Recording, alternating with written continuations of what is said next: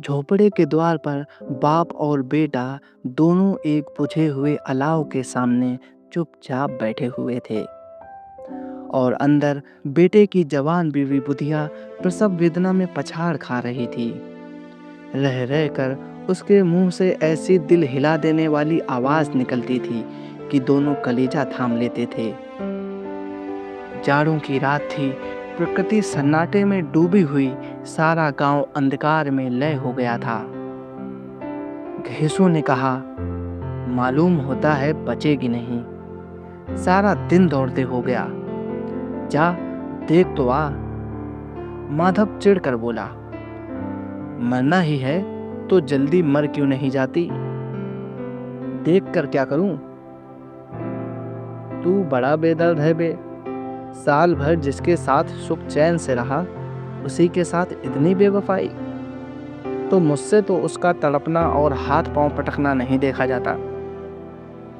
चमारों का कुनबा था और सारे गांव में बदनाम। घेसू एक दिन काम करता तो 3 दिन आराम करता। माधव इतना कामचोर था कि आध घंटे काम करता तो घंटे भर चिलम पीता। इसलिए उन्हें कहीं मजदूरी नहीं मिलती थी। घर में मुट्ठी भर भी अनाज मौजूद हो तो उनके लिए काम करने की कसम थी। जब 2-4 फाके हो जाते तो घीसू पेड़ पर चढ़कर लकड़ियां तोड़ लाता और माधव बाजार से बेच लाता। और जब तक वह पैसे रहते दोनों इधर उधर मारे मारे फिरते। गांव में काम की कमी न थी। किसानों का गांव था। मेहनती आदमी के लिए 50 काम थे। मगर इन दोनों को उसी वक्त बुलाते जब 2 आदमियों से एक का काम पाकर भी संतोष कर लेने के सिवा और कोई चारा न होता। अगर दोनों साधु होते तो उन्हें संतोष और धैर्य के लिए संयम और नियम की बिल्कुल जरूरत न होती।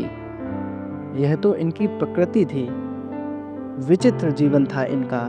घर में मिट्टी के 2-4 बर्तन के सिवा कोई संपत्ति नहीं थी। फटे चीथड़ों से अपनी नग्नता को ढांके हुए जिए जाते थे।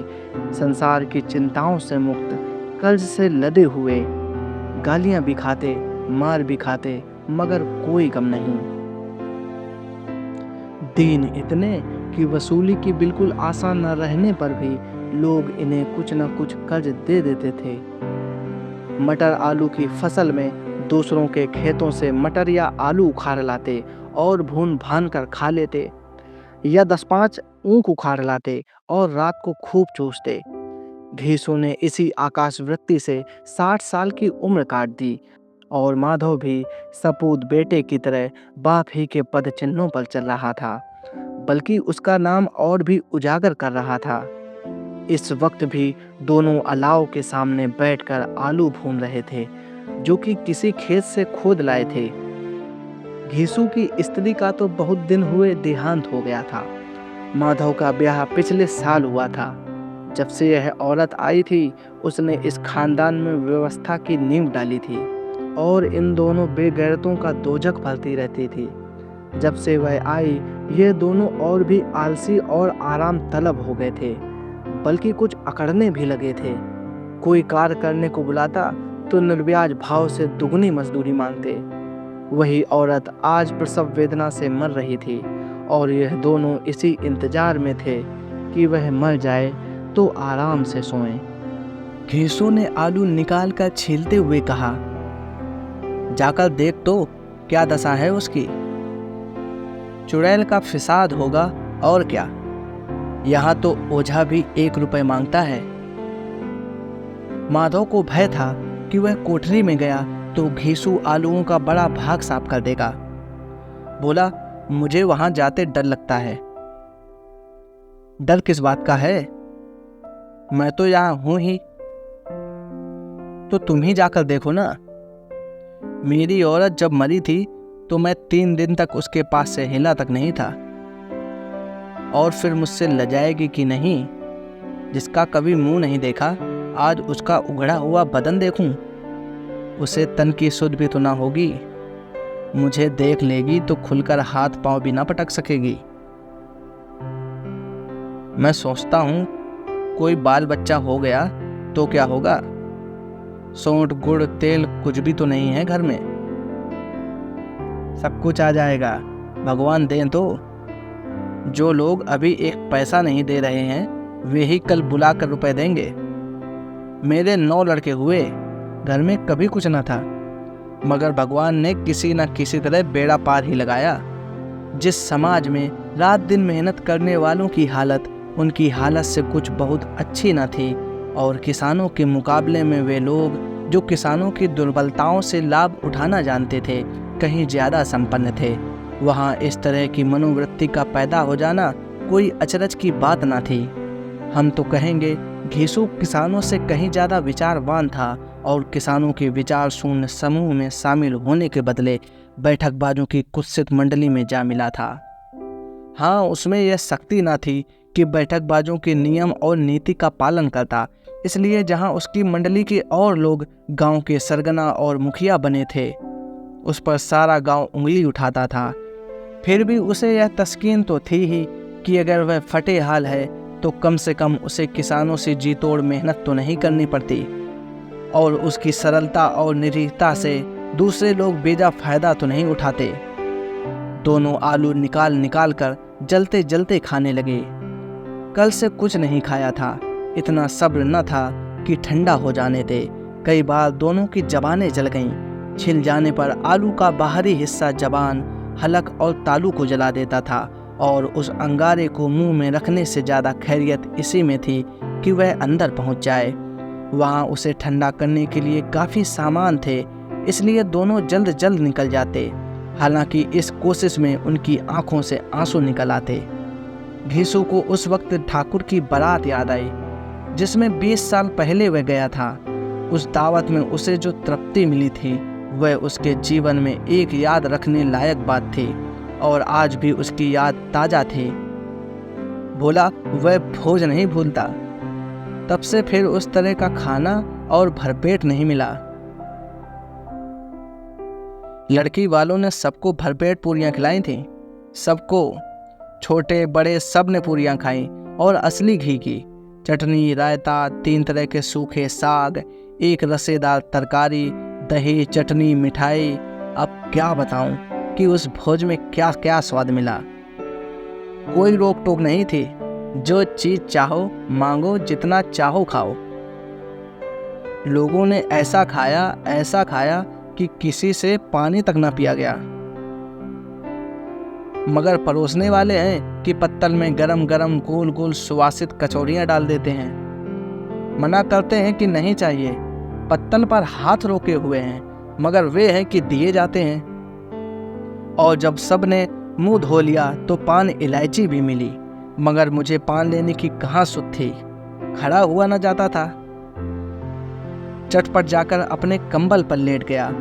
ऐसा दिल दरियाव था वह ठाकुर।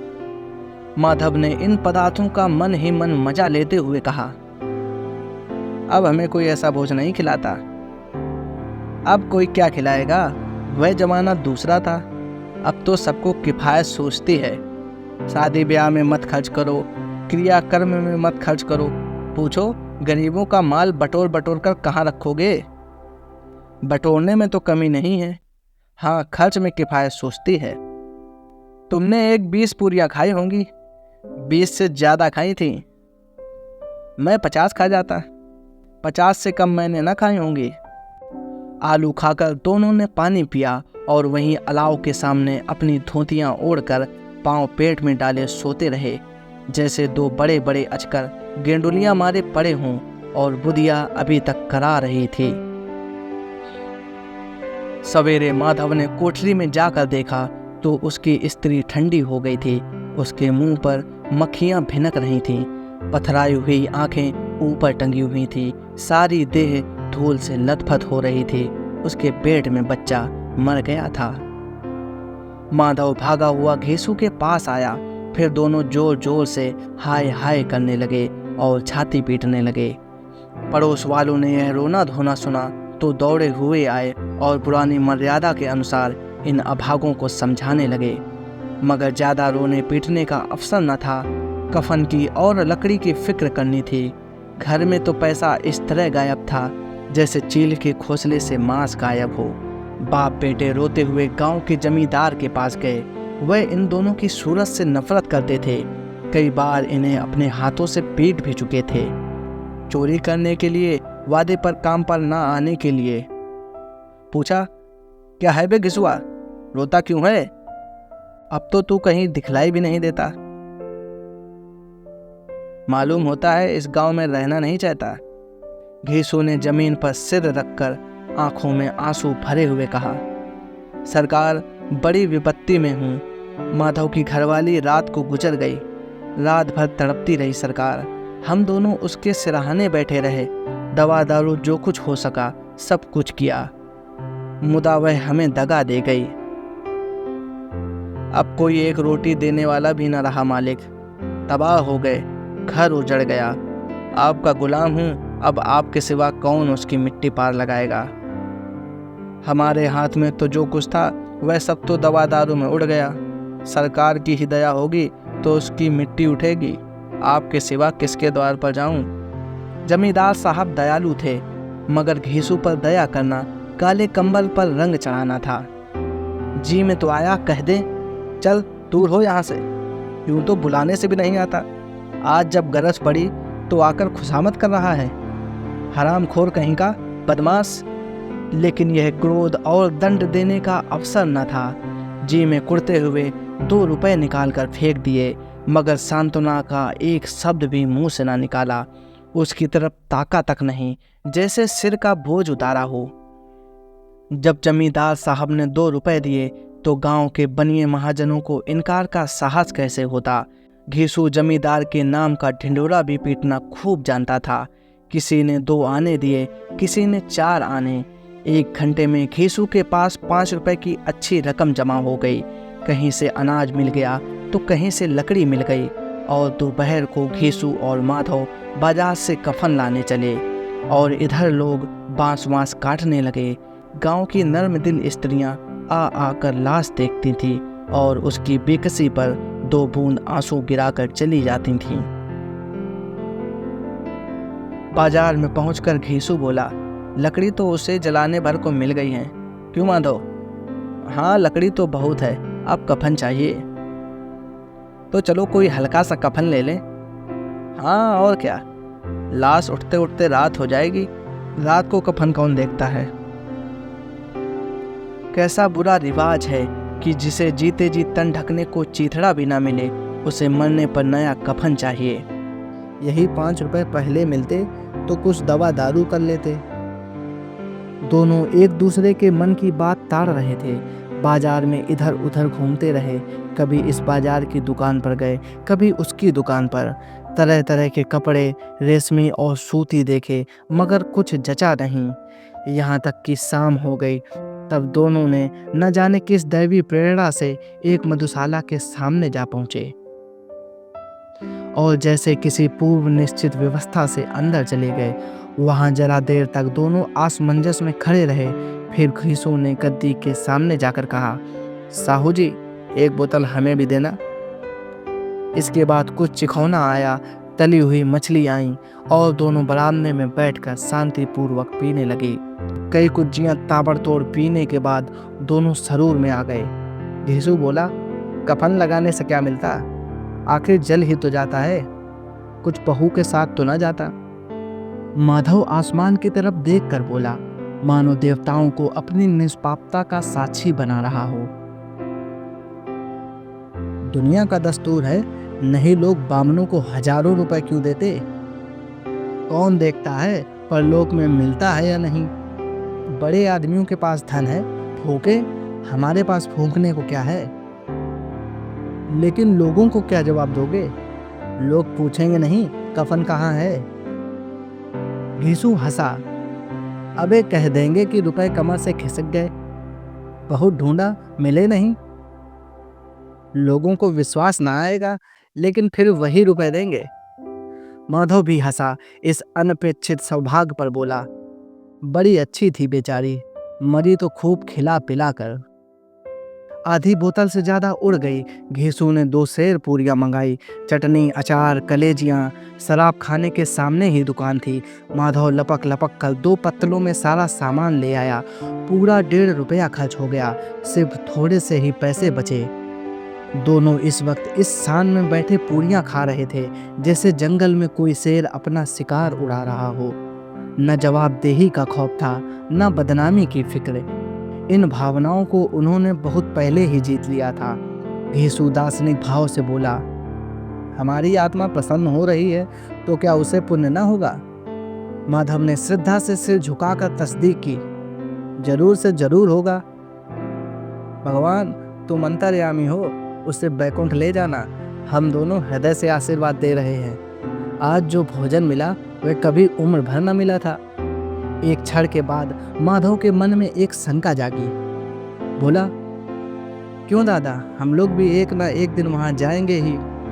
घेसु ने इस भोले भाले सवाल का कुछ उत्तर न दिया। वह परलोक की बातें सोचकर इस आनंद में बाधा न डालना चाहता था। जो वहां वह हम लोगों से पूछे कि तुमने हमें कफन क्यों नहीं दिया तो क्या कहोगे? कहेंगे तुम्हारा सिर। पूछेगी तो जरूर। तू कैसे जानता है कि उसे कफन न मिलेगा? तू मुझे ऐसा गधा समझता है? 60 साल क्या दुनिया में घास खोदता रहा हूँ। उसको कफन मिलेगा और बहुत अच्छा मिलेगा। माधव को विश्वास न आया। बोला, कौन देगा? रुपए तो तुमने चट कर दिए हैं। वह तो मुझसे पूछेगी, उसकी मांग में तो सिंदूर मैंने डाला था। कौन देगा, बताते क्यों नहीं? वही लोग देंगे जिन्होंने अबकी दिया है। हाँ, अबकी रुपए हमारे हाथ ना आएंगे। ज्यों ज्यों अंधेरा बढ़ता था और सितारों की चमक तेज होती थी, मधुशाला की रौनक भी बढ़ती जाती थी। कोई गाता था, कोई डींग मारता था, कोई अपने संगी के गले लिपटा जाता था, कोई अपने दोस्त के मुंह में कुल्हड़ लगाई देता था। वहाँ के वातावरण में सुरूर था, हवा में नशा। कितने तो यहाँ आकर एक चुल्लू में मस्त हो जाते थे। शराब से ज्यादा यहाँ की हवा उन पर नशा करती थी।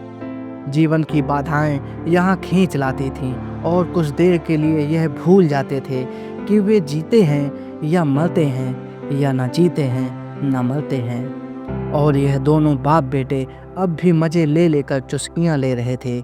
सबकी निगाहें इनकी ओर जमी हुई थीं। दोनों कितने भाग्य के बली हैं। पूरी बोतल बीच में है।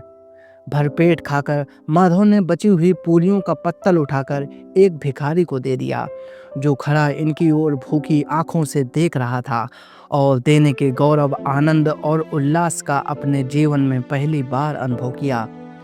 घेसु ने कहा, ले जा, खूब खा और आशीर्वाद दे। जिसकी कमाई है वह तो मर गई, मगर तेरा आशीर्वाद उसे जरूर पहुंचेगा। रोए रोए से आशीर्वाद दो, बड़ी गाढ़ी कमाई के पैसे हैं। माधव ने फिर आसमान की तरफ देखकर कहा, वह बैकुंठ में जाएगी दादा, बैकुंठ की रानी बनेगी। घेसु खड़ा हो गया और जैसे उल्लास की लहरों में तैरता हुआ बोला, हाँ बेटा, बैकुंठ में जाएगी। किसी को सताया नहीं, किसी को दबाया नहीं, मरते मरते हमारी जिंदगी की सबसे बड़ी लालसा पूरी कर गए। वह ना बैकुंठ जाएगी तो क्या ये मोटे मोटे लोग जाएंगे, जो गरीबों को दोनों हाथों से लूटते हैं और अपने पाप को धोने के लिए गंगा में नहाते हैं और मंदिरों में जल चढ़ाते हैं। श्रद्धालुता का यह रंग तुरंत ही बदल गया। अस्थिरता नशे की खासियत है। दुख और निराशा का दौरा हुआ। माधव बोला, मगर दादा, बेचारे ने जिंदगी में बड़ा दुख भोगा, कितना दुख झेल कर मरी। वह आंखों पर हाथ रख कर रोने लगा, चीखें मार मार कर। घेसु ने समझाया, क्यों रोता है बेटा, खुश हो कि वह माया जाल से मुक्त हो गई, जंजाल से छूट गई। बड़ी भाग्यवान थी जो इतनी जल्द मोह माया के बंधन तोड़ दिए। और दोनों खड़े होकर गाने लगे, ठगनी क्यों नैना झमकावे ठगनी। पियक्कड़ों की आंखें इनकी ओर लगी हुई थीं और यह दोनों अपने दिल में मस्त गाए जाते थे। फिर दोनों नाचने लगे, उछले भी, कूदे भी, गिरे भी और मटके भी, भाव भी बनाए, अभिनय भी किए और आखिर नशे में मस्त होकर वहीं गिर पड़े।